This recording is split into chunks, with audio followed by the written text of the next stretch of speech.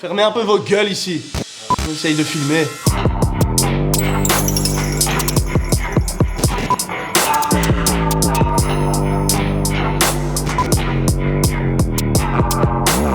Fondu dans le paysage urbain bruxellois, celui qu'on nomme Phasm porte décidément bien son nom. Ingénieur son, producteur et rappeur à la fois, il est une sorte de couteau suisse souvent sollicité par ses pairs. C'est en présence du Six O'Clock Gang que nous venons en apprendre un peu plus à son sujet. Alors ce blaze, d'où ça vient? Ça vient d'un bête délire avec un pote, big up à lui, c'est Nasser, en def canapé. Il m'a appelé le Phasm parce que je suis grand et maigre, quoi. Déjà à l'époque, j'étais toujours dans le métal tout en étant dans le rap et je fréquentais vraiment plein de sortes de gens. Donc il y a ce côté mimétisme qui collait vraiment bien, le fait que le Phasm il ressemble à son environnement, c'est un genre d'insecte caméléon, tu vois, donc c'est de ça le sens. Moi j'avais envie de venir te voir parce que c'est vrai que tu es une sorte de pivot et tu fais partie des piliers de ce homemade belge en tant qu'ingénieur son, compositeur. Depuis que tu as commencé, tu as bossé avec vachement de gens, tu as travaillé avec Scylla, avec Bilal, avec Romeo Elvis, avec une liste impressionnante de gens dans le milieu, quoi. Aussi. Avec Caballero, c'est juste... Le fait d'enregistrer beaucoup de gens, on va dire doués ou professionnels, c'est sûr que j'ai un certain recul où je sais distinguer un amateur d'un professionnel grâce à ça. Je suis peut-être plus ingé son parce que c'est de ça que je vis. Mais niveau artistique, que ce soit beatmaker ou MC, pour moi, les deux sont intimement liés, quoi. Chaque discipline m'aide à mieux appréhender l'autre et j'ai évolué dans les deux. Après, j'ai été beaucoup plus productif niveau beatmaking puisque j'ai fait des collaborations avec des gens qui sortaient des choses et tout. Et que le rap, je me fais assez discret, même si là, je vais commencer à arriver avec pas mal de trucs. Rapide comme Usain Bolt, en avance comme Usain Bolt, tout droit comme Usain Bolt, toujours premier comme Usain Bolt. Usain Bolt.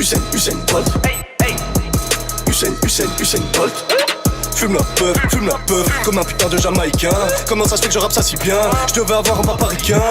J'honore mes ancêtres, le six monte en flèche. Turn up à chaque concert, dessine tout comme le cancer. Qu'est-ce que tu dis là? Tu joues les dealers, Je me sens flatté par cet accueil, mon cher Phasm. Ouais, t'as vu. Nettoyer ta maison quand on est là, toujours plus agréable quand c'est propre. Ce que je vous propose, c'est qu'on s'écoute un petit vinyle de Swiss Bank. Tu peux parler du projet un peu? Exclusif. C'est un groupe de jazz et moi, donc jazz de Stick Stuff. Et un soir, on était posé au studio, on s'est dit viens on fait un morceau, mais un peu délirant, où on parle de marques de luxe et tout. Et on s'est dit putain ça déchire, c'est un bon délire. Il faudrait qu'on trouve un moyen de commercialiser ces sons pour s'acheter du Gucci ou des marques de luxe. Et puis on s'est dit ouais mais c'est tout, on n'a qu'à faire que des vinyles, comme ça rend le truc un peu rare. Le soir même on est allé toquer à la porte de Convoque avec qui j'habitais déjà. Et on lui a dit ouais on a un délire, il faut faire une pochette et tout, t'es chaud? Il faisait rien, il a dit ouais. Et le soir même on a fait cette magnifique pochette toute kitsch. Ils sont même numérotés. 20 exemplaires à chaque fois. On espère que ça va devenir très rare et très cher, quoi, pour pouvoir s'acheter encore plus de Gucci. On n'écoute que du belge ici. Je suis très chauvin. D'ailleurs, petite anecdote, je n'ai jamais placé une prod chez aucun Français ou quoi.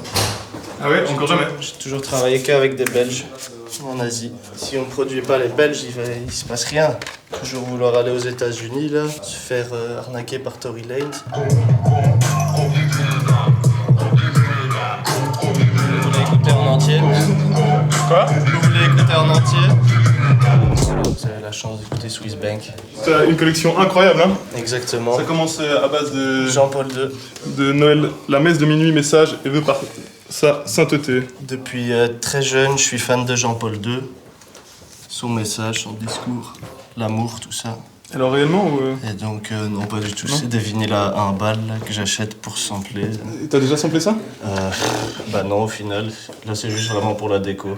Alors tu as tout des grands hommes, évidemment. J'ai aussi Ben Laden, voilà. Ben Laden. Une autre grosse influence dans ma vie. Bien sûr. Il m'a dit Phasm, tu dois tout péter. Ça, c'est un peu tous les projets physiques sur lesquels j'ai bossé. Enfin, j'espère qu'ils y sont tous, mais je suis pas sûr. Ça, c'est un des plus récents en date. Je suis très content d'avoir bossé là-dessus. C'est l'album de Youssef. C'est quel morceau que t'as composé? La plus dangereuse des armes et Avalanche. Personnellement, j'aime pas faire du rap conscient. Ou alors, si c'est introspectif, oui, mais voilà, j'ai plutôt du mal à en faire. Mais ça me fait très plaisir de participer à des projets, enfin de pouvoir véhiculer un message, mais en l'enregistrant, quoi. À d'autres postes. Ouais. Voilà, ça pour faire ma pub, ma première mixtape. Avec que des beaux gosses dessus. Ça, c'est le premier groupe vraiment que j'ai enregistré en studio. C'est un groupe de jazz manouche. Ça, c'est ma première cassette. J'étais vraiment dans mon délire, je voulais sortir tous les supports physiques possibles. Quand je suis allé chez Ecus masteriser ça, il a dû ressortir un truc cassette qu'il n'avait pas sorti depuis 10 ans, tu vois, pour masteriser une cassette. L'autre projet important, c'est celui-là, c'est AEA. Les premières collabs un peu où on rencontrait des gens, quoi, c'était le tout début. Ça, c'est la plus belle histoire en fait qui m'est arrivée au niveau projet, c'est que ce jeune Australien, on l'a rencontré aussi au Boom Bap Festival et il nous a expliqué qu'il était en tour d'Europe. Et bon, je lui ai dit, bah si t'es en tour d'Europe, viens à Bruxelles, on va te montrer c'est quoi un peu faire la fête et machin, faire du son. Et il m'a dit qu'il était aussi beatmaker, rappeur. Et donc on a finalement fait 12 tracks. Il a même chopé une nana, enfin bref. On était en mode c'est bon, tu vois, il va revenir en Australie, il va dire la Belgique c'est trop bien. Puis là bien sûr il y a le CD de Barry Creamy où j'ai tout produit avec D.I. On va en parler un peu avec les autres. En het is weer volle maan gelijk gewoon, ik heb niks gepland. Het zit ook in de genen en hetgene dat ik pap vandaag. Rookpauze voor het eten en nog slapen op een lege maag. Die zoete thee die heb je graag voor een beetje aandacht. Zou je zingen broer? Ik wil het je wel uitleggen, maar ik weet niet hoe. En fuck je vriendjes politiek. Wie runt er hier de business? Noem me mijn patron en zie dat je uw Vous auriez pu rapper en français tous les deux en fait. Ouais, mais on va pas faire les choses trop facilement. Hein. La langue française, on a bien vu, c'est tellement facile, tout le monde en fait, tout le monde fait la même chose. On s'est dit on va faire les choses différemment. Hein. C'est pas pour ça que tu fais ça. Tu mens. Non, du tout. C'était plutôt un défi, je sais pas. Le fait qu'on soit les seuls néerlandophones à Bruxelles. Avec Stickstuff quand même. Avec Stickstuff quand même, mais moi à l'époque je connaissais pas du tout Stickstuff. Et maintenant, enfin voilà, on voit qu'en tant que néerlandophone à Bruxelles, ça marche quand même. On n'a jamais eu autant de concerts depuis qu'on ramène le truc. Vous avez l'impression que les communautés linguistiques à Bruxelles s'ouvrent? Si on peut parler de communauté linguistique. Non, du tout. Non, vraiment pas. Tu sens qu'il y a encore un blocage Mais c'est pas seulement dans le hip-hop, je pense c'est aussi bien dans la politique que partout. Il y a un problème de langue. Mais c'est un truc avec le 6 O'Clock qu'on veut vraiment amener, c'est appuyer le fait qu'on est un collectif bilingue, quoi. On devrait même pas dire bilingue, on est juste belge et ça devrait juste être normal qu'on soit avec des néerlandophones et des francophones, tu vois. Bien sûr, bien sûr. Et on fait que des feats en néerlandais et en français, voilà, même si on comprend pas toujours ce que l'autre raconte. Wanneer young God komt, ze roept oh my god. Ze is warm van binnen, ik ben ijskoud. Als ze niet zuigt, is haar time fout. Als ze te veel zucht, krijgt ze time out. Boze vloes, in mijn team, Impala tot aan Bugatti.